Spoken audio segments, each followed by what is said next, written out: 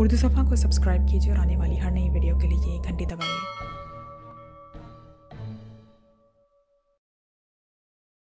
खुदकुशी very exciting. आखिर इसके अलावा वो और कर भी क्या सकती है। तुम मुझसे शादी करोगे? सालार को जैसे शौक लगा। फ़ोन पर निकाह वो कुछ देर के लिए बोल नहीं सका। लाहौर से वापस आने के बाद उसने इमामा को जलाल का जवाब बिल्कुल उसी तरह से पहुंचा दिया था। उसका अंदाज़ा था कि वो अब रोना धोना शुरू करेगी और फिर उससे किसी हथियार की फरमाइश करेगी, मगर वो कुछ देर के लिए खामोश रही। फिर उसने सलार से जो कहा था उसने चंद सानियों के लिए सलार के होश गुम कर दिए थे। मुझे सिर्फ कुछ देर के लिए ही तुम्हारा साथ चाहिए ताकि मेरे वालिदैन असजद के साथ मेरी शादी ना कर सकें, और फिर तुम बिलीफ के ज़रिए मुझे यहाँ से निकाल लेना। इसके बाद मुझे तुम्हारी ज़रूरत नहीं रहेगी और मैं कभी भी अपने वालिदैन को तुम्हारा नाम नहीं बताऊंगी। वो अब कह रही थी, ओके कर लेता हूँ, मगर ये बिलीफ वाला काम थोड़ा मुश्किल है। इसमें बहुत सी इलीगैलिटीज़ इन्वॉल्व हो जाती हैं, वकील को हायर करना। और इमामा ने दूसरी तरफ से उसकी बात काट दी। तुम अपने फ्रेंड से इस सिलसिले में मदद ले सकते हो, तुम्हारे फ्रेंड्स तो इस तरह के कामों में माहिर होंगे। सलार के माथे पर कुछ बल नमूदार हुए। किस तरह के कामों में? इसी तरह के कामों में। तुम कैसे जानती हो? वसीम ने मुझे बताया था कि तुम्हारी कंपनी अच्छी नहीं है। इमामा के मुंह से बेख्तियार निकला और वो खामोश हो गई। ये जुमला मुनासिब नहीं था। मेरी कंपनी बहुत अच्छी है, कम से कम जलाल अंसर की कंपनी से बेहतर है, सलार ने चुपते हुए लहजे में कहा। वो इस बार भी खामोश रही। बहरहाल मैं देखता हूँ मैं इस सिलसिले में क्या मदद कर सकता हूँ। सलार कुछ देर उसके जवाब का इंतज़ार करने के बाद बोला, मगर तुम्हें ये बात ज़रूर याद रखनी चाहिए कि ये काम बहुत रिस्की है। मैं जानती हूँ, मगर हो सकता है कि मेरे वालिदैन सिर्फ ये पता चलने पर ही मुझे घर से निकाल दें कि मैं शादी कर चुकी हूँ और मुझे बिलीफ की मदद लेनी ना पड़े, या हो सकता है कि वो मेरी शादी को कबूल कर लें और फिर मैं तुमसे तलाक लेकर जलाल से शादी कर सकूँ। सलार ने सर को खदरे अफसोस के आलम में झटका। उसने दुनिया में इस तरह का अहमक पहले कभी नहीं देखा। वो अहमकों की जन्नत की मलका थी या शायद होने वाली थी। चलो देखता हूँ क्या होता है, सलार ने फ़ोन बंद करते हुए कहा। मैं एक लड़की से निकाह करना चाहता हूँ। हसन ने सलार के चेहरे को गौर से देखा और फिर बेख्तियार हंसा। ये साल का नया एडवेंचर है या आखिरी एडवेंचर? आखिरी एडवेंचर, सलार ने बड़ी संजीदगी के साथ तबसरा करा। यानी तुम शादी कर रहे हो? हसन ने बर्गर खाते हुए कहा। शादी का कौन कह रहा है? सलार ने उसे देखा तो फिर, मैं एक लड़की से निकाह करना चाह रहा हूँ, उसको मदद की ज़रूरत है, मैं उसकी मदद करना चाहता हूँ। हसन उसका चेहरा देखने लगा। आज तुम मजाक के मूड में हो? नहीं, बिल्कुल भी नहीं। मैंने तुम्हें यहाँ मजाक करने के लिए तो नहीं बुलाया। फिर क्या फजूल बातें कर रहे हो? निकाह, लड़की की मदद वगैरह वगैरह।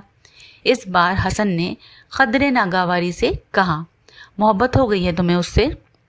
माय फुट, मेरा दिमाग ख़राब है कि मैं किसी से मोहब्बत करूँगा, और वो भी इस उम्र में? सलार ने तहक़ीर-आमेज़ अंदाज में कहा। यही तो, मैं भी यही कह रहा हूँ कि फिर तुम क्या कर रहे हो? सलार ने इस बार उसे तफसील से इमामा और उसके मसले के बारे में बताया। उसने एहसन को सिर्फ ये नहीं बताया कि वो लड़की वसीम की बहन है, क्योंकि हसन वसीम से बहुत अच्छी तरह वाकिफ था। लेकिन उससे तफसीलात सुनने के बाद हसन ने पहला सवाल यही किया था, वो लड़की कौन है? सलार ने बेख्तियार एक गहरा सांस लिया। वसीम की बहन। व्हाट? हसन बेइख्तियार उछला। वसीम की बहन, वो जो मेडिकल कॉलेज में पढ़ती है? हाँ, तुम्हारा दिमाग ख़राब हो गया है। तुम क्यों ख्वामखा इस तरह की हिमाकत कर रहे हो? वसीम को बता दो इस सारे मामले के बारे में। मैं तुमसे मदद मांगने आया हूँ, मशवरा मांगने नहीं, सलार ने नागवारी से कहा।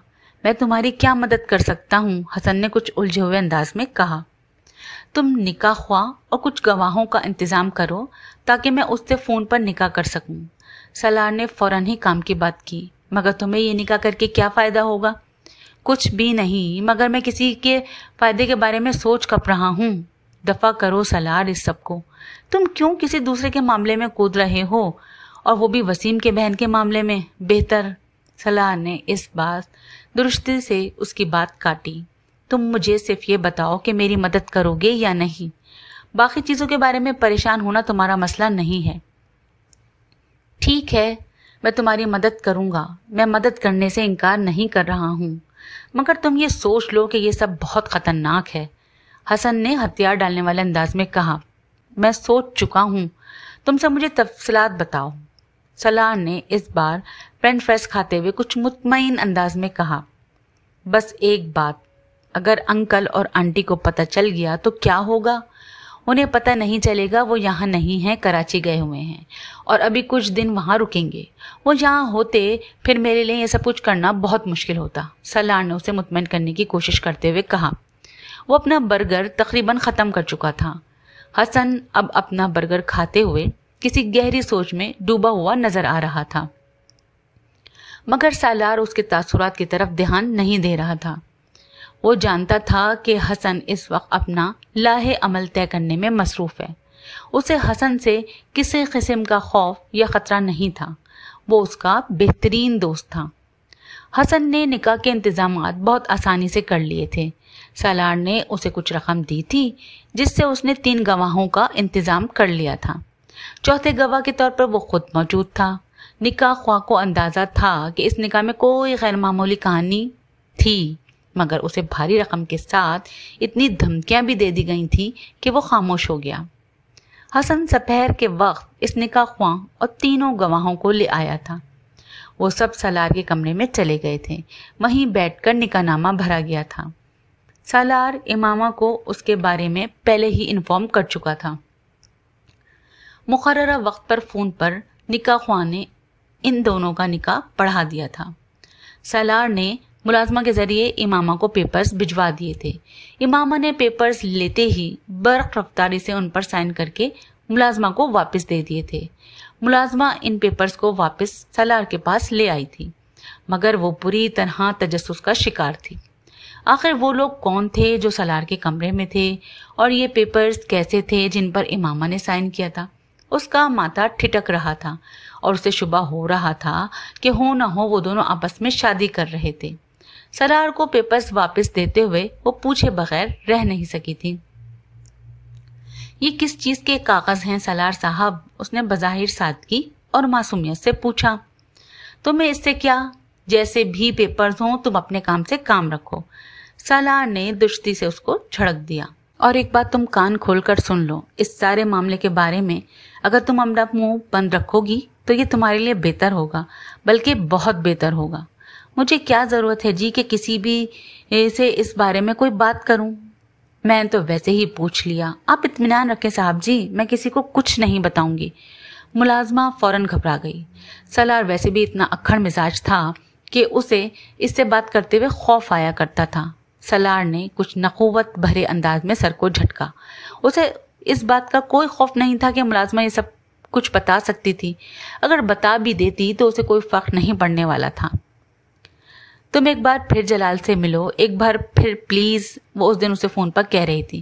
سالار اس بات پر چڑ گیا. وہ تم سے شادی نہیں کرنا چاہتا امامہ، وہ کتنی بار کہہ چکا ہے. آخر تم سمجھتی کیوں نہیں ہو کہ وہ دوبارہ بات کرنے کا کوئی فائدہ نہیں ہے.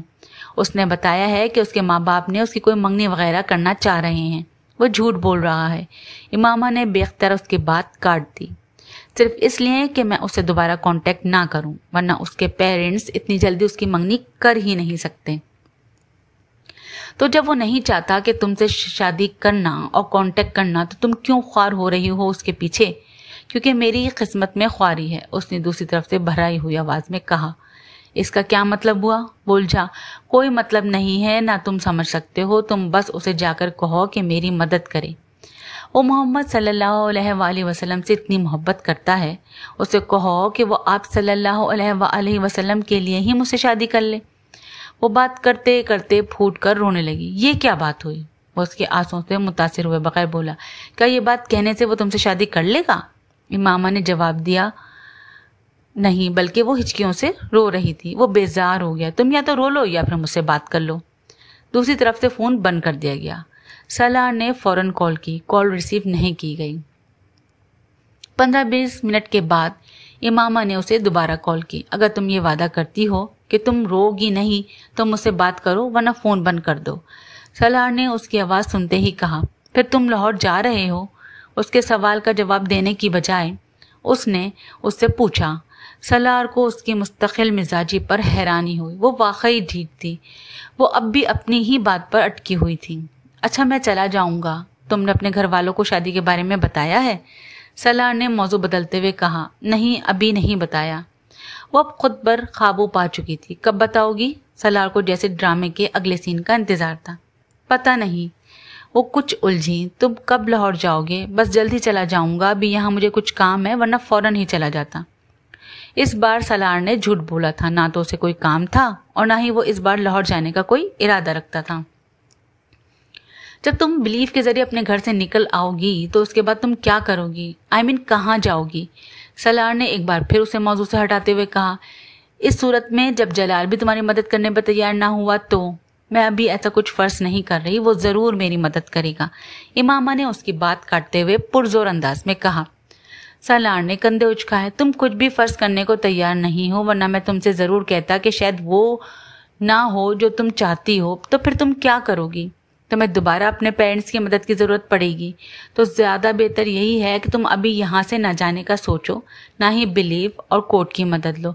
बाद में भी तो तुम्हें यहाँ आना ही पड़ेगा। मैं दोबारा कभी यहाँ नहीं आऊँगी, किसी सूरत में नहीं। ये जज्बातियत है, सलार ने तबसरा किया। तुम इन चीज़ों को नहीं समझ सकते। इमामा ने हमेशा की तरह अपना मखसूस जुमला दोहराया। सलार कुछ जुज़बुज़ हुआ। ओके, करो जो करना चाहती हो। उसने लापरवाही से कहकर फ़ोन बंद कर दिया। कल शाम को हम लोग अजद के साथ तुम्हारा निकाह कर रहे हैं। तुम्हारी रुखसती भी साथ ही कर देंगे। हाशिम मुबीन ने रात को उसके कमरे में आकर उखड़े हुए लहजे में कहा। बाबा, मैं इनकार कर दूंगी। आपके लिए बेहतर है कि आप इस तरह ज़बरदस्ती मेरी शादी ना करें। तुम इनकार करोगी तो मैं तुम्हें उसी वक्त शूट कर दूंगा, ये बात तुम याद रखना। वो सर उठाए उन्हें देखती रही। बाबा, मैं शादी कर चुकी हूँ। हाशिम मुबीन के चेहरे का रंग उड़ गया। मैं इसलिए इस शादी से इनकार कर रही थी। तुम झूठ बोल रही हो। नहीं, मैं झूठ नहीं बोल रही हूँ। मैं 6 माह पहले शादी कर चुकी हूँ। किसके साथ? मैं ये आपको नहीं बता सकती। हाशिम मुबीन को अंदाज़ा नहीं था कि वो इस औलाद के हाथों इतना ख्वार होंगे। आग बबूला होकर वो इमामा पर लपके और उन्होंने यके बाद दीगरे उसके चेहरे पर थप्पड़ मारने शुरू कर दिए। वो चेहरे के सामने दोनों हाथ करते हुए खुद को बचाने की कोशिश करने लगी, मगर वो इसमें बुरी तरह नाकाम रही। कमरे में होने वाले शोर को सुनकर वसीम सबसे पहले वहां आया था। उसने हाशिम मुबीन को पकड़कर ज़बरदस्ती इमामा से दूर किया। वो दीवार के साथ पुश टिकाए रोती रही। बाबा, आप क्या कर रहे हैं? सारा मामला आराम से हल किया जा सकता है। वसीम के पीछे घर के बाकी लोग भी अंदर चले आए थे। इसने शादी कर ली है किसी से, हाशिम मुबीन ने गम गुस्से के आलम में कहा। बाबा, झूठ बोल रही है। शादी कैसे कर सकती है? एक बार भी घर से नहीं निकली। ये वसीम था। 6 माह पहले शादी कर ली है इसने। इमामा ने सर नहीं उठाया। नहीं, मैं नहीं मानता। ऐसा नहीं हो सकता। ये ऐसा कर ही नहीं सकती। वसीम उसकी रग रग से वाकिफ था। इमामा ने धुंधलाई आंखों के साथ उसे देखा और कहा, ऐसा हो चुका है। क्या सबूत है? निकाहनामा है तुम्हारे पास? वसीम ने अक्खड़ लहजे में कहा। यहाँ नहीं है, लाहौर में है, मेरे सामान में। बाबा, मैं कल लाहौर से इसका सामान ले आता हूँ, देख लेते हैं, वसीम ने हाशिम मुबीन से कहा। इमामा बेइख्तियार पछताई। सामान से क्या मिल सकता था? शादी कर भी ली है तो कोई बात नहीं। तलाक दिलवा कर तुम्हारी शादी अजद से कराऊंगा, और उस आदमी ने तलाक ना दी तो फिर उसे कत्ल करवा दूंगा। हाशिम मुबीन ने सुर्ख चेहरे के साथ वहां से जाते हुए कहा। कमरा आहिस्ता आहिस्ता खाली हो गया। वो अपने बेड पर बैठ गई। उसे पहली बार एहसास हो रहा था कि जाल में फंसने के बाद एहसासात क्या होते हैं। ये एक इत्तेफाक था कि निकाहनामे की कॉपी सलार ने उसको नहीं भिजवाई थी। अगर उसके पास होती भी तो तब भी वो उसे हाशिम मुबीन को नहीं दे सकती थी, वरना सलार सिकंदर का नाम निकाहनामे पर देखने के बाद उनके लिए उस तक पहुंचना और उससे छुटकारा हासिल करना मिनटों का काम था। और उसके सामान से निकाहनामा नहीं मिलेगा तो उसके इस बयान पर किसी को यकीन नहीं आ सकता कि वो निकाह कर चुकी थी। उसने कमरे को दरवाजे को लॉक कर दिया और मोबाइल पर सालार को कॉल करने लगी। उसने उसे सारी सूरत हाल से आगाह कर दिया था। तुम एक बार फिर लाहौर जाओ और जलाल को मेरे बारे में बताओ। मैं अब इस घर में नहीं रह सकती, मुझे यहाँ से निकलना है और इसके अलावा मैं कहीं नहीं जा सकती। तुम मेरे लिए एक वकील को हायर करो और उससे कहो कि वो मेरे पेरेंट्स को मेरे शौहर की तरफ से मुझे हब्से बेजा में रखने के खिलाफ एक कोर्ट नोटिस भिजवाए, तुम्हारे शौहर यानी मेरी तरफ से। तुम वकील को अपना नाम मत बताना, बल्कि ये बेहतर है कि अपने किसी दोस्त के जरिए वकील को हायर करो और मेरे शौहर का कोई भी फर्जी नाम दे सकते हो। तुम्हारा नाम वकील के जरिए उन्हें पता चलेगा तो वो तुम तक पहुंच जाएंगे और मैं ये नहीं चाहती। इमामा ने उसे ये नहीं बताया कि उसे क्या खदशा है और ना ही सालार ने अंदाज़ा लगाने की कोशिश की। उससे बात करने के बाद इमामा ने फ़ोन बंद कर दिया। अगले रोज़ 10-11 बजे के करीब किसी वकील ने फ़ोन करके हाशिम मुबीन से इमामा के सिलसिले में बात की और उन्हें इमामा को ज़बरदस्ती अपने घर रखने के बारे में उसके शौहर की तरफ से किए जाने वाले केस के बारे में बताया। हाशिम मुबीन को मज़ीद किसी सबूत की ज़रूरत ही नहीं रही थी। वो गुस्से में फुंकारते हुए उसके कमरे में गए और उसे बुरी तरह मारा। तुम देखना इमामा, तुम किस तरह बर्बाद होगी, एक एक शह के लिए तरसोगी तुम। जो लड़कियां तुम्हारी तरह अपने माँ बाप की इज्जत को नीलाम करती हैं, उनके साथ यही होता है। तुम हमें कोर्ट तक ले गई हो। तुमने वो सारे एहसान फरामोश कर दिए जो हमने तुम पर किए। तुम्हारी जैसी बेटियों को तो वाकई पैदा होते ही दफन कर देना चाहिए था।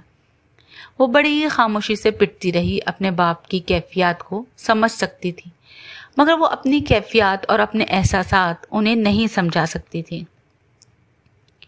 तुमने हमें किसी को मुंह दिखाने के काबिल नहीं छोड़ा, किसी को नहीं। हमें जिंदा दरगोर कर दिया है तुमने। सलमा उसके पीछे कमरे में दाखिल हुई थी, मगर उन्होंने हाशिम मुबीन को रोकने की कोशिश नहीं की। वो खुद भी बुरी तरह मुश्तअल थी। वो जानती थी कि इमामा का ये कदम किस तरह उनके पूरे खानदान को मुतासिर करने वाला था और ख़ास तौर पर उनके शौहर को। तुमने हमारे एतमाद का खून किया है। काश तुम मेरे औलाद ना होती, कभी मेरे ख़ानदान में पैदा ना हुई होती। पैदा हो ही गई थी तो तब ही मर जाती या मैं ही तुम्हें मार देता। इमामा आज उनकी इन बातों और पिटाई पर नहीं रोई थी। उसने मुदाफ़अत की कोई कोशिश नहीं की थी। वो सिर्फ खामोशी के साथ पिटती रही। फिर हाशिम मुबीन जैसे थक से गए और उसे मारते मारते रुक गए। उनका सांस फूल गया था। वो बिल्कुल खामोशी से उनके सामने दीवार के साथ लगी खड़ी थी। तुम्हारे पास अभी भी वक्त है, सब कुछ छोड़ दो। उस लड़के से तलाक ले लो और असजद से शादी कर लो। हम इस सब को माफ़ कर देंगे, भुला देंगे। इस बार सलमा ने तेज़ लहजे में उससे कहा, नहीं, वापस आने के लिए इस्लाम कबूल नहीं किया, मुझे वापस नहीं आना। इमामा ने मध्यम मगर मुस्तहकम आवाज़ में कहा, आप मुझे इस घर से चले जाने दें, मुझे आज़ाद कर दें। इस घर से निकल जाओगी तो दुनिया तुम्हें बहुत ठोकरें मारेगी। तुम्हें अंदाज़ा ही नहीं है कि बाहर की दुनिया में कैसे मगरमच्छ तुम्हें हड़प करने के लिए बैठे हैं। जिस लड़के से शादी करके तुमने हमें जलील किया है, वही तुम्हें बहुत ख्वार करेगा। हमारे ख़ानदान को देखकर उसने तुम्हारे साथ इस तरह चोरी छुपे रिश्ता जोड़ा है। जब हम तुम्हें अपने ख़ानदान से निकाल देंगे और तुम पाई पाई की मोहताज हो जाओगी तो वो भी तुम्हें छोड़कर भाग जाएगा।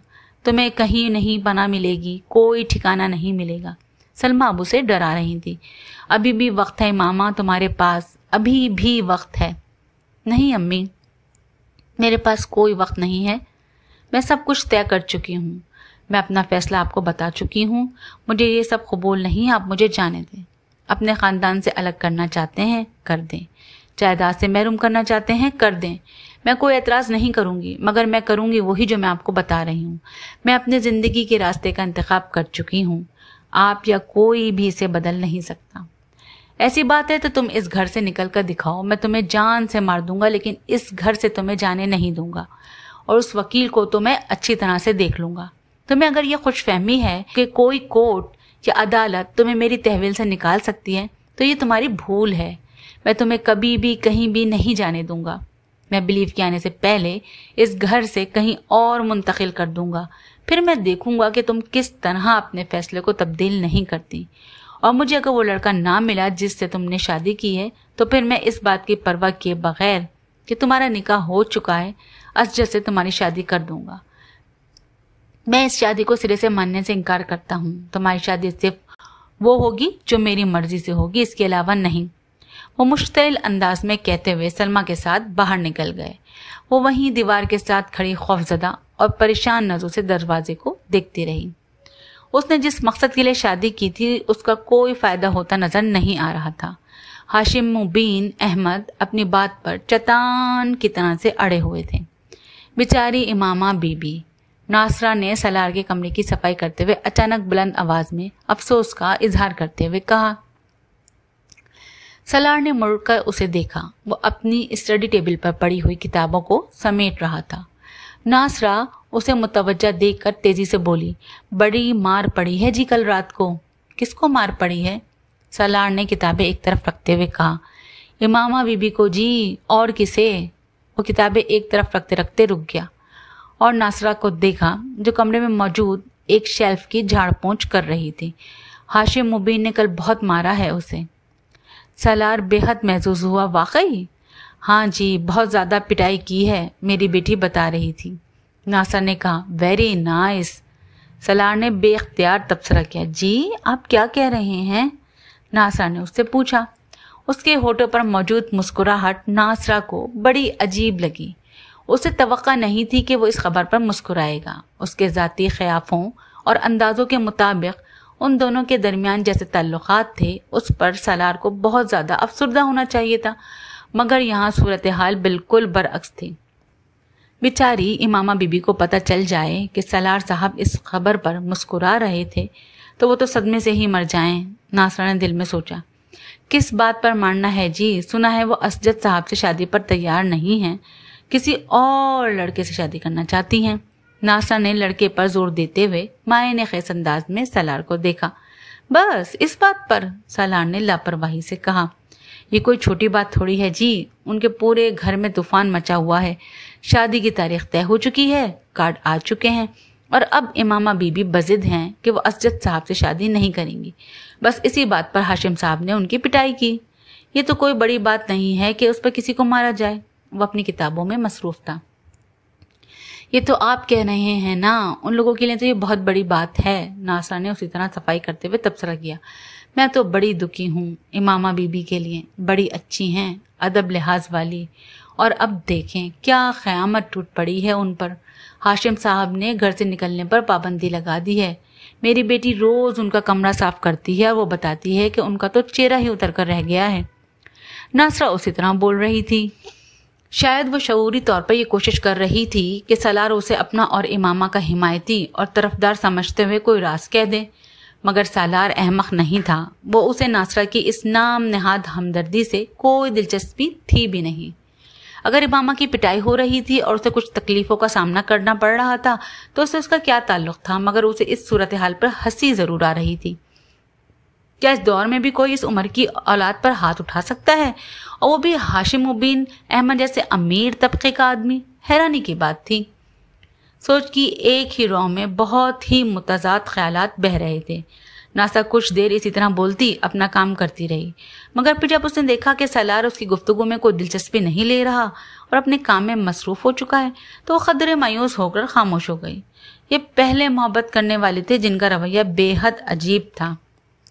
कोई इस्तराब, बेचैनी और परेशानी तो उन दोनों के दरमियान नजर ही नहीं आ रही थी, एक दूसरे की तकलीफ का सुनकर भी। शायद इमामा बीबी भी उनके बारे में इसी तरह की कोई बात सुनकर इसी तरह मुस्कुराए, कौन जानता है। नासरा ने शेल्फ पर पड़ी एक तस्वीर उठाकर साफ की। घर छोड़ देने का फैसला उसकी जिंदगी की सबसे बड़ी मुश्किल और तकलीफ दे फैसलों में से एक था, मगर उसके अलावा उसके पास अब कोई दूसरा रास्ता नहीं था। हाशिम मुबीन अहमद उसे कहाँ ले जाते और फिर किस तरह उसे तलाक दिलवा कर उसकी शादी असजद से करते वो नहीं जानती थी। वाहिद चीज़ जो वो जानती थी वो ये हकीकत थी कि एक बार वो उसे कहीं और ले गए तो फिर उसके पास रिहाई और फरार का कोई रास्ता नहीं बचेगा। वो ये बात अच्छी तरह जानती थी कि वो उसे जान से तो कभी नहीं मारेंगे, मगर जिंदा रहकर इस तरह की ज़िंदगी गुजारना ज़्यादा मुश्किल हो जाता, जैसे ज़िंदगी की वो इस वक्त तवक्का और तसव्वुर कर रही थी।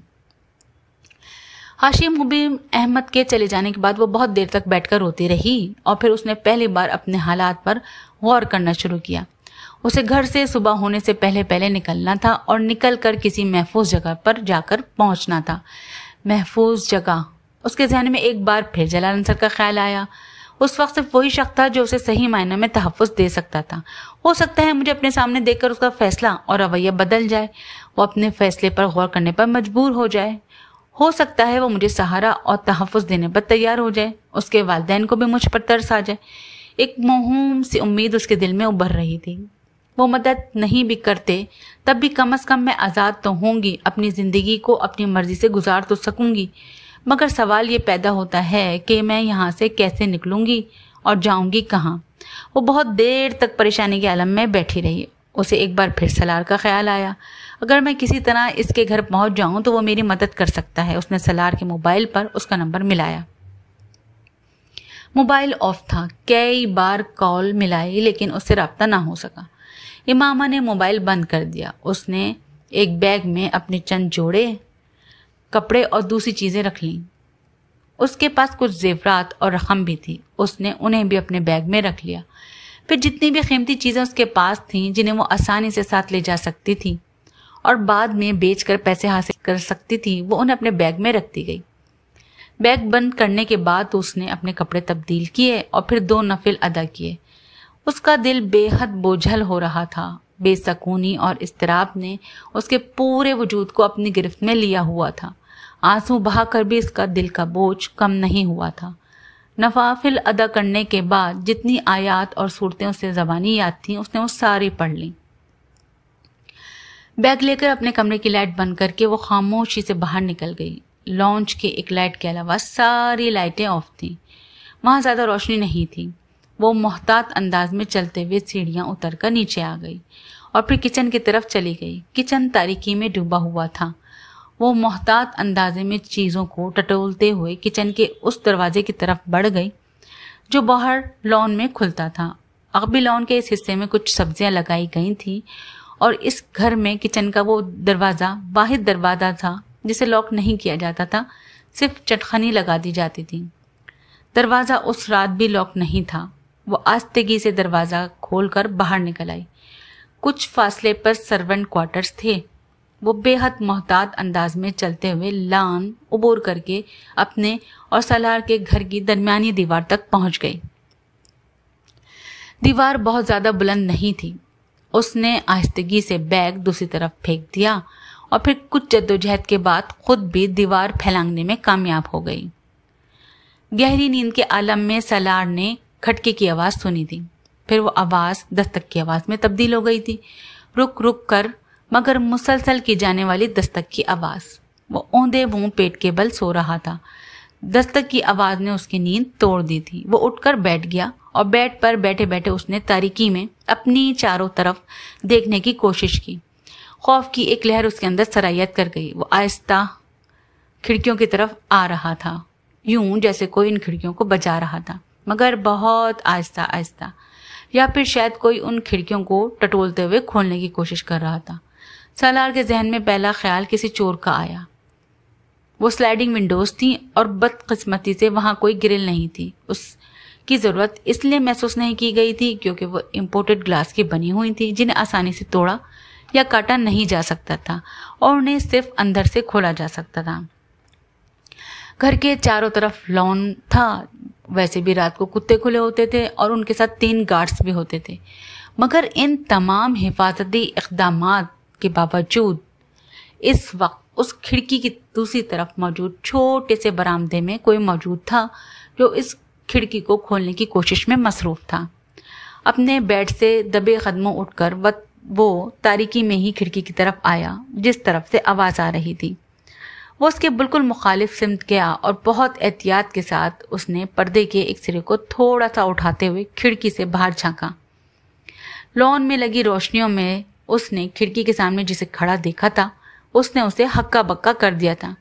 ये पागल है, बेख्तियार उसके मुंह से निकला। इस वक्त अगर लान में फिरते 4 गैर मुल्की नस्ल के कुत्ते उसे देख लेते तो सलार या किसी भी दूसरे के पहुंचने से पहले वो उसे चीर फाड़ चुके होते, और अगर कहीं किसी गार्ड ने उसको देखा होता तो वो भी तफ्तीश या तहकीक पर वक्त ज़ाया करने से पहले उसे शूट कर चुका होता। मगर वो इस वक्त बिल्कुल महफूज वहाँ खड़ी थी और यकीनन अपने घर की दीवार फैलाकर यहाँ आई थी। होंठ बीचे उसने कमरे की लाइट ऑन की। लाइट ऑन होते ही दस्तक की आवाज़ रुक गई। कुत्ते के भौंकने की आवाज़ आ रही थी। पर्दा खींचते ही उसने स्लाइडिंग विंड को हटा दिया। अंदर आओ जल्दी, सलार ने तेजी से इमामा से कहा। वो कुछ नर्वस होकर खिड़की से अंदर आ गई। उसने हाथ में से एक बैग भी था जो रख दिया। पर्दे बराबर करते ही सलार ने मुड़कर उससे कहा, फॉर गॉड सेक इमामा, तुम पागल हो? इमामा ने जवाब में कुछ नहीं कहा। वो अपना बैग अपने पैरों में रख चुकी थी। तुम दीवार क्रॉस करके आई हो? हाँ। तुम्हें गार्ड्स या कुत्तों में से कोई देख लेता तो इस वक्त बाहर तुम्हारी लाश पड़ी होती। मैंने तुम्हें बहुत दफ़ा रिंग किया, तुम्हारा मोबाइल ऑफ था, कोई दूसरा रास्ता नहीं था मेरे पास। सलार ने पहली बार उसका चेहरा गौर से देखा। उसकी आंखें सूजी हुई और चेहरा सता हुआ था। वो बड़ी सी सफ़ेद चादर लपेटे हुई थी, मगर इस चादर और उसके कपड़ों पर जगह जगह मिट्टी के दाग थे। तुम मुझे लाहौर छोड़कर आ सकते हो? वो कमरे के वक्त में खड़ी उससे पूछ रही थी। इस वक्त? उसने हैरानी से कहा। हाँ, अभी इसी वक्त मेरे पास वक्त नहीं है। सलार ने ताज्जुब के आलम ने वॉल क्लॉक पर एक नज़र दौड़ाई। वकील ने तुम्हारे घर फ़ोन किया था, तुम्हारा मसला हल नहीं हुआ? इमामा ने नफ़ी में सर हिलाया। नहीं, वो लोग मुझे सुबह कहीं भिजवा रहे हैं। मैं तुम्हें इसीलिए सारा दिन फ़ोन करती रही, मगर तुमने मोबाइल ऑन नहीं किया। मैं चाहती थी कि तुम वकील से कहो कि वो बिलीव के साथ आकर मुझे वहाँ से आज़ाद कराए, मगर तुमसे कांटेक्ट नहीं हुआ। और कल अगर तुमसे कांटेक्ट होता भी तो कुछ भी नहीं हो सकता था, क्योंकि वो लोग इससे पहले ही मुझे कहीं शिफ्ट कर देते, और ये ज़रूरी तो नहीं कि मुझे पता होता कि वो मुझे कहाँ शिफ्ट कर रहे हैं। सलार ने जमा ही ली। उसे नींद आ रही थी। तुम बैठ जाओ, उसने मामा से कहा। वो अभी तक खड़ी थी। तुम अगर मुझे लाहौर नहीं पहुंचा सकते तो कम से कम बस स्टैंड तक पहुंचा दो, मैं वहां से खुद लाहौर चली जाऊंगी। उसने सलार को नींद में देखकर कहा। मेरा अंदाज़ा है कि इस वक्त तो कोई गाड़ी लाहौर नहीं जा रही होगी। मैं तुम्हें सुबह। इमामा ने उसकी बात काट दी। नहीं, सुबह नहीं, मैं सुबह तक यहाँ से निकल जाना चाहती हूँ। अगर लाहौर की गाड़ी नहीं मिली तो मैं किसी और शहर की गाड़ी में बैठ जाऊंगी, फिर वहां से लाहौर चली जाऊंगी। तुम बैठो तो सही, सलार ने उसे एक बार फिर कहा। फिर वो एक लम्हे के लिए हिचकिचाई फिर सोफे पर जाकर बैठ गई। सलार खुद ही अपने बेड की पांति पर बैठ गया। लाहौर तुम कहाँ जाओगी? उसने पूछा। जलाल के पास। मगर वो तो तुमसे शादी से इनकार कर चुका है। मैं फिर भी उसके पास जाऊंगी। उसे मुझसे मोहब्बत है। वो मुझको इस तरह बेयार और मददगार नहीं छोड़ सकता। मैं उससे और उसके घर वालों से रिक्वेस्ट करूंगी कि मैं जानती हूँ वो मेरी बात मान लेंगे, वो मेरी सूरत हाल को समझ लेंगे। मगर तुम तो मुझसे शादी कर चुकी हो। इमामा चौंक कर सलार का चेहरा देखने लगी। पेपर मैरिज है वो। मैंने तुम्हें बताया था कि मैं मजबूरन निकाह कर रही हूँ, शादी तो नहीं है ये। वो उसे पलके झपकाए बगैर गहरी नजरों से देखता रहा। तुम जानती हो मैं आज लाहौर गया था जलाल के पास। इमामा के चेहरे पर एक रंग आकर गुजर गया। तुमने उसे मेरी परेशानी और सूरत हाल के बारे में बताया? नहीं, सलार ने नफ़ी में सर हिलाया। क्यों? जलाल ने शादी कर ली है, सलार ने लापरवाही से कंधे झटकते हुए कहा। वो सांस लेना भूल गई। पलके झपकाए बगैर वो किसी बुत की तरह उसे देखने लगी। 3 दिन हो गए हैं उसकी शादी को। कल परसों तक वो सैर व तफरीह के लिए नारान एरियाज की तरफ जा रहे हैं। उसने मेरी कोई बात सुनने से पहले ही मुझे सब कुछ बताना शुरू कर दिया था। शायद वो चाहता था कि मैं अब तुम्हारे बारे में बात ना करूं। उसकी बीवी भी डॉक्टर है। सलार ने बात करते करते उसे बताया कि मेरा ख्याल है कि उसके घर वालों ने तुम्हारे मसले की वजह से ही उसकी इस तरह अचानक शादी की है। वो यके बाद दीगरे झूठ पर झूठ बोलता जा रहा था। मुझे यकीन नहीं आ रहा। जैसे किसी खला से आवाज़ आई थी। हाँ, मुझे भी यकीन नहीं आया था और मुझे तवक्का थी कि तुम्हें भी यकीन नहीं आएगा, मगर ये सच है। तुम फ़ोन करके उससे बात कर सकती हो इस बारे में। सलार ने कंधे झटके। इमामा को लगा वो पहली बार सही मायनों में घुप अंधेरे में आ खड़ी हुई है। रोशनी की वो किरण जिसके ताक़ुब में वो इतना अरसा चलती आई है एकदम गुल हो गई है। रास्ता तो एक तरफ वो अपने वजूद को भी नहीं देख पा रही थी। अब तुम खुद सोच लो कि लाहौर जाके तुम क्या करोगी। वो तो अब भी तुमसे शादी कर सकता है, ना उसके घर वाले तुम्हें पनाह दे सकते हैं। बेहतर है कि तुम वापस चली जाओ, अभी तुम्हारे घर वालों को पता नहीं चला होगा। इमामा ने कहीं बहुत दूर से सलार की आवाज़ आती सुनी। वो कुछ ना समझने वाले अंदाज में उसका चेहरा देखती रही। मुझे लाहौर छोड़ आओ, वो बुड़बुड़ाई। जलाल के पास जाओगी? नहीं, उसके पास नहीं जाऊंगी, मगर मैं अपने घर नहीं रह सकती। वो एकदम सोफे से उठकर खड़ी हो गई। सलार ने एक सांस लेकर उलझन भरी नज़रों से उसे देखा। या फिर मुझे गेट तक छोड़ाओ, मैं खुद चली जाती हूँ। तुम चौकीदार से कहो वो मुझे बाहर जाने दे। उसने बैग उठा लिया। तुम्हें अंदाज़ा है कि यहाँ से बस स्टैंड कितनी दूर है? इतनी धुंध और सर्दी में तुम पैदल वहाँ तक जा सकोगी? जब कुछ और नहीं रहा मेरे पास तो धुंध और सर्दी से मुझे क्या होगा? सलार ने उसे गीली आंखों के साथ मुस्कुराते हुए देखा था। वो अपने हाथ की पुछ से अपनी आंखों को रगड़ रही थी। सलार उसके साथ कहीं जाने का कोई इरादा नहीं रखता था। लाहौर तो बहुत दूर की बात थी। उसे अभी भी नींद आ रही थी और वो सामने खड़ी लड़की को नापसंद करता था। ठहरो, मैं चलता हूँ तुम्हारे साथ। वो नहीं जानता था कि उसकी ज़बान से जुमला क्यों और कैसे निकला। इमामा ने उसे ड्रेसिंग रूम की तरफ जाते देखा। वो कुछ देर बाद बाहर निकला तो शब ख्वाबी के लिबास के बजाय एक जीन्स और स्वेटर में मलबूस था। अपने बेड की साइड टेबल से उसने कीचेन और घड़ी के साथ अपना वॉलेट भी उठाया। इमामा के करीब आकर उसने बैग लेने के लिए हाथ बढ़ाया। नहीं, मैं खुद उठा लूँगी। उठा लेता हूँ। उसने बैग लेकर कंधे पर डाल लिया। वो दोनों आगे पीछे चलते हुए पोर्च में आ गए। सलार ने उसके लिए फ्रंट सीट का दरवाज़ा खोला था और बैग को पिछली सीट पर गाड़ी पर रख दिया। गाड़ी गेट की तरफ आते देखकर चौकीदार ने खुद ही गेट खोल दिया था, मगर उसके करीब से गुजरते हुए सलार ने उसकी आंखों में इस हैरत को देख लिया था जो उसकी नज़रों में रात इस वक्त फ्रंट सीट पर बैठी हुई इमामा को देखकर आई थी। यकीनन वो हैरान हुआ होगा कि वो लड़की इस वक्त इस घर में कहाँ से आई थी। तुम मुझे बस स्टैंड पर छोड़ोगे? मेन रोड पे आते ही इमामा ने उससे पूछा। सलार ने एक नज़र गर्दन मोड़कर उसे देखा। नहीं, मैं तुम्हें लाहौर ले जा रहा हूँ। उसकी नज़रें सड़क पर मरकूज थीं। गाड़ी उस बड़ी सड़क पर दौड़ रही थी जो तकरीबन सुनसान थी, ट्रैफिक न होने के बराबर थी। स्टीयरिंग पर दायां हाथ रखे उसने बाएं हाथ को मुंह के सामने रखकर जमा ही रोकी और नींद के गलबे को भगाने की कोशिश की। उसके बराबर की सीट पर बैठी हुई इमामा बेआवाज रो रही थी और सलार इस बात से बाखबर था। वो वक्तन फवक्तन अपने हाथ में पकड़े रुमाल से अपनी आंखें पोंछती और अपनी नाक रगड़ लेती और फिर सामने विंड स्क्रीन से बाहर सड़क पर नजर जमाकर रोना शुरू कर देती। सलार वक्फे वक्फे से उस पर उचटती नजर डालता रहा। उसने मामा को कोई तसल्ली देने या चुप करवाने की कोई कोशिश नहीं की थी। उसका ख्याल था कि वो कुछ देर बाद ही आंसू बहाकर खामोश हो जाएगी, मगर जब आधा घंटा गुजर जाने के बावजूद भी वो उसी रफ्तार से रोती रही तो वो कुछ उकताने लगा। अगर तुम्हें घर से इसी तरह भागाने पे इतना पछतावा होना था तो फिर तुम्हें घर से भागना ही नहीं चाहिए था। सलार ने खामोशी को तोड़ते हुए कहा। इमामा ने उसकी बात का कोई जवाब नहीं दिया। अभी भी कुछ नहीं बिगड़ा। अभी तो शायद तुम्हारे घर में किसी को तुम्हारी गैर मौजूदगी का पता भी नहीं चला होगा। उसने कुछ देर उसके जवाब का इंतजार किया। उसके बाद उसे मशवरा दिया। मुझे कोई पछतावा नहीं है। इस बार उसने चंद लम्हे खामोश रहने के बाद कदरे भराई हुई मगर मुस्तहकम आवाज में कहा। तो फिर तुम रो क्यों रही हो? सलार ने फौरन पूछा। तुम्हें बताने का कोई फायदा नहीं है।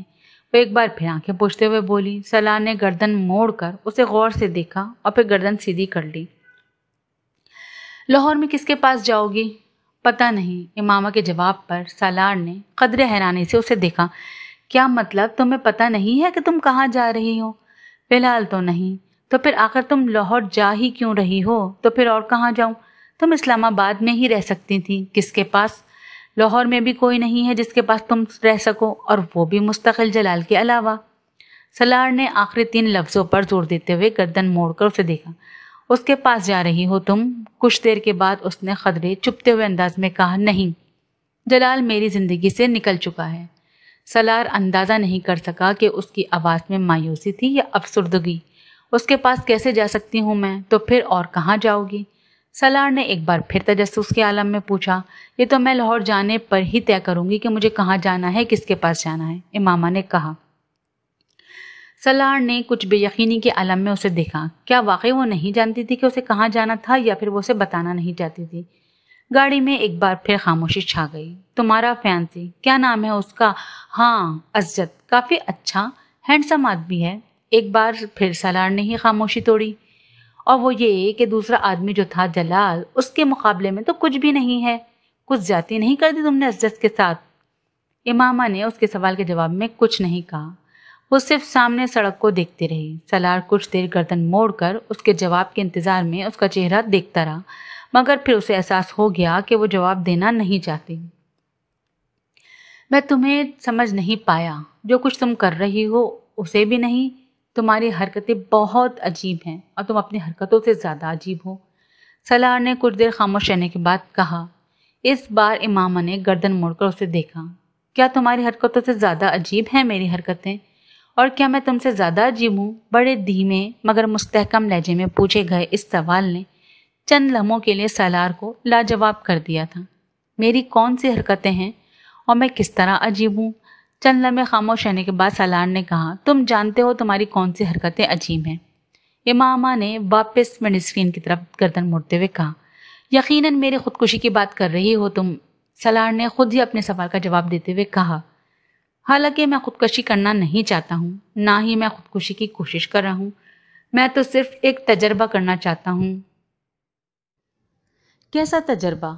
میں ہمیشہ لوگوں سے ایک سوال پوچھتا ہوں مگر کوئی بھی مجھے اس کا تسلی بخش جواب نہیں دے سکا، اس لیے میں اس کا جواب خود ڈھونڈنے کی کوشش کر رہا ہوں۔ وہ بولتا رہا، کیا پوچھتے ہو تم لوگوں سے؟ بہت آسان سا سوال ہے مگر ہر ایک کو مشکل لگتا ہے۔ What is next to ecstasy? اس نے گردن موڑ کر امامہ سے پوچھا۔ وہ کچھ دیر سے دیکھتی رہی، پھر اس نے مدھم آواز میں کہا، pain. And what is the next to pain? Salar نے بلا توقف ایک اور سوال کیا۔ Nothingness. What is next to nothingness? Salar نے اسی انداز میں ایک اور سوال کیا۔ ہیل، امامہ نے کہا۔ And what is next to hell? اس بار امامہ خاموشی سے اس کا چہرہ دیکھتی رہی۔ What is next to hell? Salar نے پھر اپنا سوال دہرایا۔ تمہیں خوف نہیں آتا؟ سالار نے امامہ کو قدرے عجیب سے انداز میں پوچھتے سنا۔ کس چیز سے؟ سالار حیران ہوا۔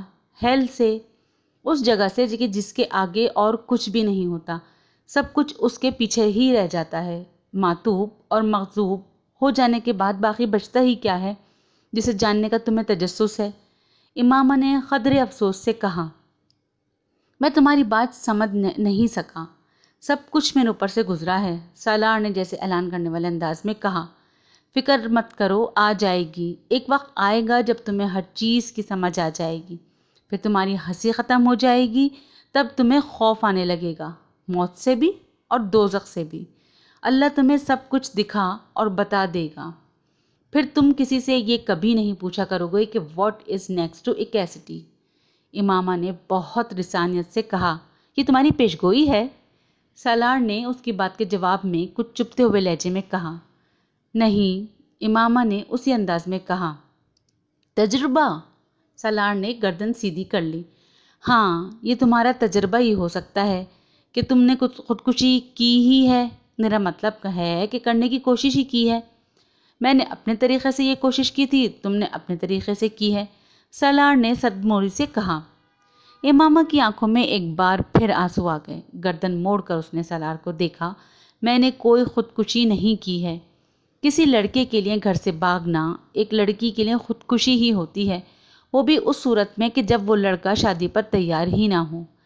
دیکھو، میں خود ایک لڑکا ہوں، براڈ مائنڈڈ اور لبرل ہوں، اور میں بالکل برا نہیں سمجھتا کہ اگر ایک لڑکی گھر سے بھاگ کر کسی لڑکی کے ساتھ کورٹ میرج یا شادی کر لے، مگر وہ لڑکا اس کا ساتھ تو دے۔ ایک ایسے لڑکے کے لیے گھر سے بھاگ جانا جو شادی کر چکا ہو، میری سمجھ میں نہیں آتا، اور پھر تمہاری عمر میں بھاگنا بالکل حماقت ہے۔ میں کسی لڑکے کے لیے نہیں بھاگی، جلال انصر، سالار نے اس کی بات کاٹ کر اسے یاد دلایا، میں اس کے لیے نہیں بھاگی ہوں۔ وہ بے اختیار بلند آواز میں چلائی۔ سالار کا پاؤں بے اختیار بریک پر جا پڑا۔ اس نے حیرانی سے امامہ کو دیکھا۔ تو مجھ پر کیوں چلا رہی ہو؟ مجھ پر چلانے کی ضرورت نہیں ہے، سالار نے ناراضگی سے کہا۔ وہ کھڑکی سے باہر دیکھنے لگی۔ یہ جو تمہاری مذہب والی تھیوری یا فلسفی یا پوائنٹ یا جو بھی ہے، آئی ڈونٹ گیٹ اٹ۔ کیا فرق پڑتا ہے اگر کوئی کسی اور پیغمبر کو ماننا شروع ہو گیا؟ زندگی ان فضول بحثوں کے علاوہ بھی کچھ ہے؟ مذہب، عقیدے یا فرقے پر لڑنا، واٹ ربش۔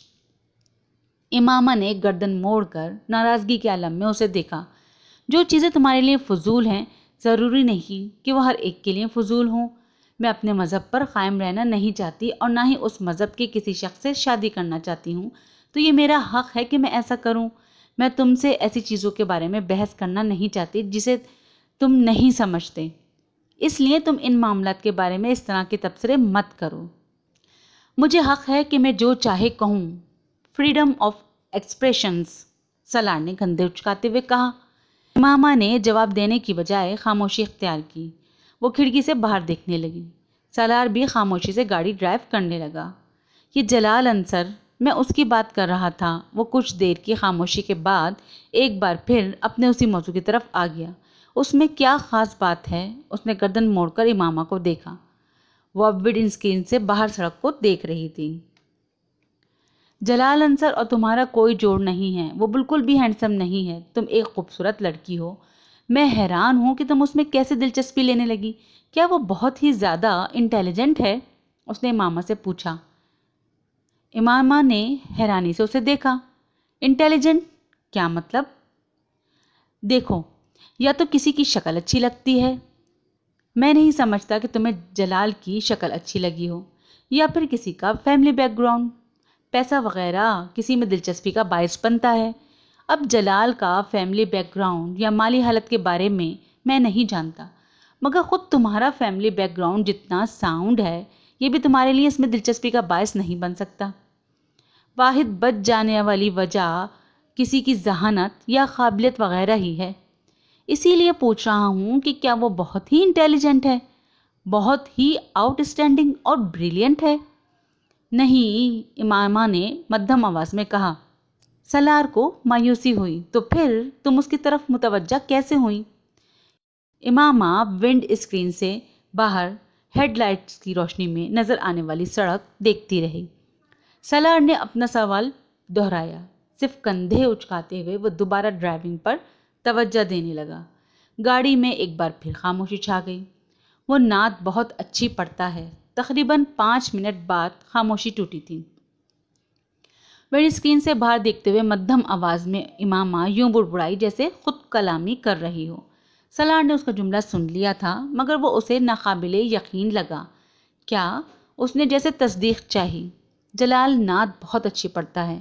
اسی طرح ونڈ اسکرین سے باہر جھانکتے ہوئے کہا، مگر اس بار اس کی آواز کچھ بلند تھی. بس آواز کی وجہ سے؟ سنگر ہے، سالار نے تبصرہ کیا. امامہ نے نفی میں سر ہلایا. پھر بس وہ نعت ہی پڑھتا ہے اور بہت ہی خوبصورت پڑھتا ہے. سالار ہنسا. تم صرف اس کے نعت پڑھنے کی وجہ سے اس سے محبت میں گرفتار ہوئی؟ میں کم از کم اس پر یقین نہیں کر سکتا. امامہ نے گردن موڑ کر اس کی طرف دیکھا. تم مت کرو، تمہارے یقین کی کس کو ضرورت ہے؟ اس کی آواز میں سرد مہری تھی. گاڑی میں ایک بار پھر خاموشی چھا گئی. فرض کرو یہ مان لیا جائے کہ تم واقعی اس کے نعت پڑھنے سے کچھ متاثر ہو کر اتنا آگے بڑھ گئیں، تو یہ تو کوئی زیادہ پریکٹیکل بات نہیں ہے.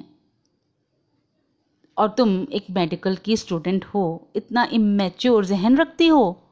سالار نے بے رحمی سے تبصرہ کیا. امامہ نے ایک بار پھر گردن موڑ کر اسے دیکھا. میں بہت میچور ہوں، بہت زیادہ. پچھلے 2-4 سالوں میں مجھ سے زیادہ پریکٹیکل ہو کر کسی نے چیزوں کو نہیں دیکھا ہوگا. میری رائے محفوظ ہے. ہو سکتا ہے تمہارا پریکٹیکل ہونا میرے پریکٹیکل ہونے سے مختلف ہو. اینی وے میں جلال کی بات کر رہا تھا. وہ جو تم نعت وغیرہ کا ذکر کر رہی تھیں اس کی بات. بعض چیزوں پر اپنا اختیار نہیں ہوتا، میرا بھی نہیں ہے. اس بار امامہ کی آواز میں شکستگی تھی. میں پھر تم سے اتفاق نہیں کرتا. ہر چیز اپنے اختیار میں ہوتی ہے. کم از کم اپنی فیلنگز، ایموشنز اور ایکشن پر انسان کو کنٹرول ہوتا ہے. ہمیں پتہ ہوتا ہے کہ ہم کس شخص کے لیے کس قدر فیلنگز ڈیولپ کر رہے ہیں اور کیوں کر رہے ہیں، اس کا بھی پتہ ہوتا ہے. اور جب تک ہم باقاعدہ ہوش و حواس میں رہتے ہوئے ان فیلنگز کو ڈیولپ نہیں ہونے دیتے، وہ نہیں ہوتی. اس لیے یہ میں مان ہی نہیں سکتا کہ ایسی چیزوں پر اپنا کنٹرول ہی نہیں. اس نے بات کرتے ہوئے دوسری بار امامہ کو دیکھا اور اسے احساس ہوا کہ وہ اس کی بات نہیں سن رہی تھی. وہ پلکیں جھپکائے بغیر ونڈ اسکرین کو دیکھ رہی تھی، یا شاید ونڈ اسکرین سے باہر دیکھ رہی تھی. اس کی آنکھیں متورم تھیں اور اس وقت بھی اس میں نمی نظر آ رہی تھی. وہ ذہنی طور پہ کہیں اور موجود تھی. کہاں، یہ وہ نہیں جان سکتا تھا. اسے وہ ایک بار پھر ایب نارمل لگی. بہت دیر تک خاموشی سے گاڑی ڈرائیو کرتے رہنے کے بعد سالار نے خدرے اکتا کر ایک بار پھر اسے مخاطب کیا۔ نعت پڑھنے کے علاوہ اس میں اور کون سی کوالٹی ہے؟ اس کی آواز بلند تھی۔ امامہ بے اختیار چونک گئی۔ نعت پڑھنے کے علاوہ اس میں اور کیا کوالٹی ہے؟ سالار نے اپنا سوال دہرایا۔ ہر وہ کوالٹی جو ایک اچھے انسان، اچھے مسلمان میں ہوتی ہے، امامہ نے کہا۔ مثلاً؟ سالار نے بھویں اچکاتے ہوئے کہا، اور اگر نہ بھی ہوتی تو بھی وہ شخص حضرت محمد صلی اللہ علیہ وآلہ وسلم سے اتنی محبت کرتا ہے کہ میں اسے اسی کی ایک کوالٹی کی خاطر کسی بھی دوسرے شخص پر ترجیح دیتی۔ سالار عجیب سے انداز میں مسکرایا۔ What a logic! ایسی باتوں کو میں واقعی ہی نہیں سمجھ سکتا۔ اس نے گردن کو نفی میں ہلاتے ہوئے کہا۔ تم اپنی پسند سے شادی کرو گی یا اپنے پیرنٹس کی پسند سے؟ امامہ نے اچانک اس سے پوچھا۔ وہ حیران ہوا۔ آف کورس اپنی پسند سے، پیرنٹس کی پسند سے شادی کرنے والا زمانہ تو نہیں ہے یہ۔ اس نے کندھے اچکاتے ہوئے لاپرواہی سے کہا۔ تم بھی تو کسی کوالٹی کی وجہ سے ہی کوئی لڑکی پسند کرو گے، شکل و صورت کی وجہ سے، یا پھر جسے تمہاری انڈرسٹینڈنگ ہو جائے اس سے۔ ایسا ہی ہوگا نا؟ وہ پوچھ رہی تھی۔ یقیناً، سالار نے کہا۔ میں بھی تو یہی کر رہی ہوں۔ اپنی اپنی ترجیحات کی بات ہوتی ہے۔ تم ان چیزوں کی بنا پر کسی سے شادی کرو گے، میں بھی ایسی ہی ایک وجہ کی بنا پر شادی کرنا چاہتی تھی، جلال انصر سے۔ وہ رکی۔ میری خواہش ہے کہ میری شادی اس سے ہو جو حضرت محمد صلی اللہ علیہ وآلہ وسلم سے مجھ سے زیادہ محبت رکھتا ہو۔ جلال انصر آپ صلی اللہ علیہ وآلہ وسلم سے مجھ سے زیادہ محبت کرتا تھا۔ مجھے لگا مجھے اسی شخص سے شادی کرنی چاہیے۔ میں نے تم سے کہا بعض چیزوں پر اختیار نہیں ہوتا، بعض خواہشات، بس ان سے چھٹکارا پانا ممکن نہیں ہوتا۔ اس نے افسردگی سے سر کو جھٹکتے ہوئے کہا۔ اور اب جب وہ شادی کر چکا ہے تو اب تم کیا کرو گی؟ پتہ نہیں۔ تم ایسا کرو کہ تم کسی اور نعت پڑھنے والے کو ڈھونڈ لو، تمہارا مسئلہ حل ہو جائے گا۔ وہ مذاق اڑانے والے انداز میں ہنسا۔ امامہ پلکیں جھپکائے بغیر اسے دیکھتی رہی۔ وہ سفاکی کی حد تک بے حس تھا۔ اس طرح کیوں دیکھ رہی ہو تم؟ میں مذاق کر رہا ہوں۔ وہ اب اپنی ہنسی پر قابو پا چکا تھا۔ امامہ نے کچھ کہنے کے بجائے گردن موڑ لی۔ تمہیں تمہارے فادر نے مارا ہے؟ سالار نے پہلے کی طرح کچھ زیادہ دیر خاموش رہنے کے بعد بولنے کا معمول جاری رکھا۔ تمہیں کس نے بتایا؟ امامہ نے اسے دیکھے بغیر کہا۔ ملازمہ نے، سالار نے اطمینان سے جواب دیا۔ بیچاری یہ سمجھ رہی ہے کہ تم جو یہ شادی سے انکار کر رہی ہو وہ میری وجہ سے کر رہی ہو، اسی لیے اس نے مجھ تک تمہاری حالت زار بڑے دردناک انداز میں پہنچائی تھی۔ مارا ہے تمہارے فادر نے؟ ہاں، اس نے بے تاثر انداز میں کہا۔ کیوں؟ میں نے پوچھا نہیں، شاید وہ ناراض تھے اس لیے۔ تم نے کیوں مارنے دیا؟ امامہ نے گردن موڑ کر اسے دیکھا۔ وہ میرے بابا ہیں، انہیں حق ہے، وہ مار سکتے ہیں مجھے۔ سالار نے حیرانی سے اسے دیکھا۔ ان کی جگہ کوئی بھی ہوتا وہ اس صورتحال میں یہی کرتا۔ مجھے یہ قابل اعتراض نہیں لگا۔ وہ بڑے ہموار لہجے میں کہہ رہی تھی۔ اگر مارنے کا حق ہے انہیں تو پھر تمہاری شادی کرنے کا بھی تو حق ہے۔ اس پر اتنا ہنگامہ کیوں کھڑا کر رہی ہو تم؟ سالار نے چپتے ہوئے لہجے میں پوچھا۔ کسی مسلمان سے کرتے اور جہاں چاہے مرضی سے کر دیتے، میں کروا لیتی، چاہے وہ جلال انصر نہ ہوتا۔ استحائیہ انداز میں کہا۔ ہاں، اب بھی آخر کون سا ہو گئی ہے اس سے؟ اس کی آنکھوں میں ایک بار پھر نمی جھلملا رہی تھی۔ تو تم ان سے یہ کہہ دیتی، کہا تھا، تم سمجھتے ہو میں نے نہیں کہا ہوگا؟ مجھے ایک بات پر بہت حیرانی ہے، سالار نے چند لمحوں کے بعد کہا۔ آخر تم نے مجھ سے مدد لینے کا فیصلہ کیوں کیا اور کیسے کر لیا؟ تم مجھے خاصا ناپسند کرتی تھی۔ اس نے امامہ کی بات کا جواب دیے بغیر بات جاری رکھی۔ میرے پاس تمہارے علاوہ کوئی دوسرا آپشن تھا ہی نہیں، امامہ نے مدھم آواز میں کہا۔ میری اپنی کوئی فرینڈ اس طرح میری مدد کرنے کی پوزیشن میں نہیں تھی کہ جس طرح کوئی لڑکا کر سکتا تھا۔ اجت کے علاوہ میں صرف جلال اور تم سے واقف تھی، اور سب سے قریب ترین صرف تم تھے جس سے میں فوری رابطہ کر سکتی تھی، اسی لیے میں نے تم سے رابطہ کیا۔ وہ مدھم آواز میں رک رک کر بولتی رہی۔ تمہیں یقین تھا کہ میں تمہاری مدد کروں گا؟ نہیں، میں نے صرف ایک رسک لیا تھا۔ یقین کیسے ہو سکتا تھا مجھے کہ تم میری مدد کرو گے؟ میں نے تمہیں بتایا نا، میرے پاس تمہارے علاوہ کوئی آپشن تھا ہی نہیں۔ یعنی تم نے ضرورت کے وقت گدھے کو باپ بنا لیا ہے۔ اس کے بے حد عجیب لہجے میں کیے گئے تبصرے نے امامہ کو خاموش ہو جانے پر مجبور کر دیا۔ وہ بات منہ پر مارنے میں ماہر تھا، مگر اس نے غلط بھی نہیں کہا تھا۔ Very understanding. اس نے امامہ کے جواب کا انتظار کیے بغیر جیسے اپنے تبصرے پر خود ہی محظوظ ہوا۔ میں گاڑی کچھ دیر کے لیے یہاں روکنا چاہ رہا ہوں۔ سالار نے سڑک کے کنارے بنے ہوئے ایک سستے قسم کے ہوٹل اور سروس اسٹیشن کو دیکھتے ہوئے کہا۔ میں ذرا ٹائر چیک کروانا چاہ رہا ہوں۔ گاڑی میں دوسرا ٹائر نہیں ہے، راستے میں اگر کہیں ٹائر فلیٹ ہو گیا تو بہت مسئلہ ہوگا۔ امامہ نے صرف سر ہلانے پر اکتفا کیا۔ وہ گاڑی موڑ کر اندر لے گیا۔ اس وقت دور کہیں فجر کی اذان ہو رہی تھی۔ ہوٹل میں کام کرنے والے 2-4 لوگوں کے علاوہ وہاں اور کوئی نہیں تھا۔ اسے گاڑی اندر لاتے دیکھ کر ایک آدمی باہر نکل آیا۔ شاید وہ گاڑی کی آواز سن کر آیا تھا۔ سالار گاڑی کا دروازہ کھول کر نیچے اتر گیا۔ وہ کچھ دیر سیٹ کی پشت سے سر ٹکائے آنکھیں بند کیے بیٹھی رہی۔ اذان کی آواز کچھ زیادہ بلند ہو گئی تھی۔ امامہ نے آنکھیں کھول دیں۔ کار کا دروازہ کھول کر وہ باہر نکل گئی۔ دروازہ کھلنے کی آواز پر سالار نے گردن موڑ کر اسے دیکھا۔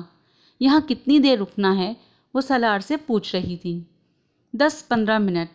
میں انجن بھی ایک دفعہ چیک کروانا چاہتا ہوں۔ میں نماز پڑھنا چاہتی ہوں، مجھے وضو کرنا ہے، اس نے سالار سے کہا۔ اس سے پہلے کہ سالار کچھ کہتا، اس آدمی نے بلند آواز میں اسے پکارتے ہوئے کہا، باجی وضو کرنا ہے تو اس ڈرم سے پانی لے لیں۔ اور وہ نماز کہاں پڑھے گی؟ سالار نے اس آدمی سے پوچھا۔ یہ سامنے والے کمرے میں جائے نماز دے دیتا ہوں۔ وہ اب پائپ اتار رہا تھا۔ پہلے جائے نماز دے آؤں، پھر انجن آ کر چیک کرتا ہوں، اس آدمی نے اس کمرے کی طرف جاتے ہوئے کہا۔ سالار نے دور سے امامہ کو اس ڈرم کے پاس کچھ تذبذب کی حالت میں کھڑے دیکھا۔ وہ لاشعوری طور پر آگے چلا آیا۔ وہ تارکول کا ایک بہت ہی بڑا خالی ڈرم تھا جسے ایک ڈھکن سے کور کیا گیا تھا۔ اس میں سے پانی کیسے لوں؟ امامہ نے قدموں کی چاپ پر پیچھے مڑ کر دیکھا۔ سالار نے ادھر ادھر نظر دوڑائی۔ کچھ فاصلے پر ایک بالٹی پڑی ہوئی تھی۔ وہ اس بالٹی کو اٹھا لایا۔ میرا خیال ہے کہ یہ اس بالٹی کو ہی پانی نکالنے کے لیے استعمال کرتے ہیں، اس نے امامہ سے کہتے ہوئے ڈرم کا ڈھکن اٹھایا اور اس میں سے پانی بالٹی میں بھر لیا۔ میں کرا دیتا ہوں وضو۔ سالار کو اس کے چہرے پر تذبذب نظر آیا، مگر وہ پھر کچھ کہنے کے بجائے اپنی آستینیں اوپر کرنے لگی۔ اپنی گھڑی اتار کر اس نے سالار کی طرف بڑھا دی اور پنجوں کے بل زمین پر بیٹھ گئی۔ سالار نے اس کے بڑھے ہوئے ہاتھوں پر کچھ پانی ڈالا۔ امامہ کو بے اختیار کرنٹ لگا۔ اس نے یکدم اپنے ہاتھ پیچھے کر لیے۔ کیا ہوا؟ سالار نے کچھ حیرانی سے کہا۔ کچھ نہیں، پانی بہت ٹھنڈا ہے، تم پانی ڈالو۔ وہ ایک بار پھر ہاتھ پھیلا رہی تھی۔ سالار نے پانی ڈالنا شروع کر دیا۔ وہ وضو کرنے لگی۔ پہلی بار سالار نے اس کے ہاتھوں کو کوہنیوں تک دیکھا۔ کچھ دیر کے لیے وہ اس کی کلائیوں سے نظر نہیں ہٹا سکا۔ پھر اس کی نظر اس کی کلائیوں سے اس کے چہرے پہ چلی گئی۔ وہ اپنی چادر کو ہٹائے بغیر بڑی احتیاط کے ساتھ سر، کانوں اور گردن کا مسح کر رہی تھی، اور سالار کی نظریں اس کے ہاتھوں کی حرکت کے ساتھ ساتھ سفر کر رہی تھیں۔ اس کی گردن میں موجود سونے کی چین اور اس میں لٹکنے والے موتی کو بھی اس نے پہلی بار دریافت کیا تھا۔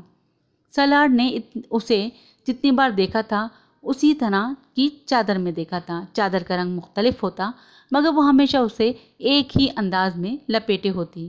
وہ کبھی اس کے خد و خال پر غور نہیں کر سکا۔ پاؤں پر پانی میں خود ڈال لیتی ہوں۔ اس نے کھڑے ہوتے ہوئے سالار کے ہاتھ سے اس بالٹی کو پکڑ لیا جو اب تقریباً خالی ہونے والی تھی۔ سالار چند قدم پیچھے ہٹ کر محویت سے دیکھنے لگا۔ وہ وضو کر چکی تو سالار کی محویت بھی ختم ہو گئی۔ اس نے گھڑی اس کی طرف بڑھا دی۔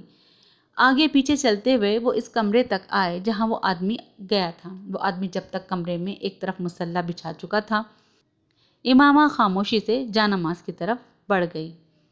لاہور کی حدود میں داخل ہوتے ہی امامہ نے اس سے کہا، تم مجھے کسی بھی اسٹاپ پر اتار دو، میں چلی جاؤں گی۔ تم جہاں جانا چاہتی ہو میں تمہیں وہاں چھوڑ دیتا ہوں۔ اتنی دھند میں کسی ٹرانسپورٹ کا انتظار کرتے تمہیں بہت وقت لگے گا۔ سڑکیں اس وقت تقریباً ویران تھیں، حالانکہ صبح ہو چکی تھی، مگر دھند نے ہر چیز کو اپنی لپیٹ میں لے رکھا تھا۔ مجھے نہیں پتا مجھے کہاں جانا ہے، پھر میں تمہیں کس جگہ کا پتہ بتاؤں؟ ابھی تو شاید میں ہاسٹل جاؤں اور پھر وہاں۔ سالار نے اس کی بات کاٹ دی۔ تو پھر میں تمہیں ہاسٹل چھوڑ دیتا ہوں۔ کچھ فاصلہ اسی طرح خاموشی سے طے ہوا۔ پھر ہاسٹل سے کچھ فاصلے پر امامہ نے اس سے کہا، بس تم یہاں گاڑی روک دو، میں یہاں سے خود چلی جاؤں گی۔ میں تمہارے ساتھ ہاسٹل جانا نہیں چاہتی۔ سالار نے سڑک کے کنارے گاڑی روک دی۔ پچھلے کچھ ہفتوں میں تم نے میری بہت مدد کی ہے، میں اس کے لیے تمہارا شکریہ ادا کرنا چاہتی ہوں۔ تم میری مدد نہ کرتے تو آج میں یہاں نہ ہوتی۔ وہ ایک لمحے کے لیے رکی۔ تمہارا موبائل ابھی میرے پاس ہے، مگر مجھے ابھی اس کی ضرورت ہے۔ میں کچھ عرصے بعد اسے واپس بھجوا دوں گی۔ اس کی ضرورت نہیں، تم اسے رکھ سکتی ہو۔ میں کچھ دنوں کے بعد تم سے دوبارہ رابطہ کروں گی، پھر تم مجھے طلاق کے پیپر بھجوا دینا۔ وہ رکی۔ میں امید کرتی ہوں کہ تم میرے پیرنٹس کو کچھ نہیں بتاؤ گے۔